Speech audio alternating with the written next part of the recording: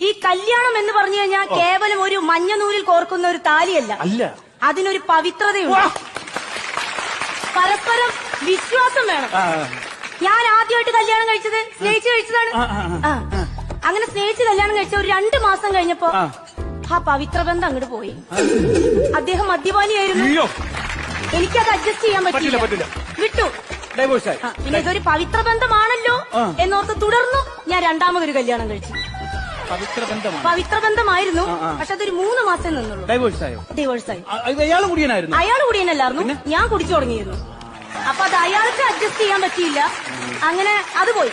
പിന്നെ ഇതൊരു പവിത്രമായ ബന്ധമാണല്ലോ. അങ്ങനെ ഞാൻ 3ാമതൊരു കല്യാണം കഴിച്ചു. ഇപ്പൊ ഞങ്ങൾ സുഖവും സന്തോഷവുമായി അടിച്ചു പൊളിച്ചു ജീവിക്കും. ഞാൻ കുടി നിർത്തിയില്ല, അദ്ദേഹം കുടി തുടങ്ങി, ഞാനും കുടി തുടങ്ങി. ഇപ്പൊ 2 പേരും നല്ല അസലായിട്ട് കുടിക്കും. ഇപ്പൊ ഈ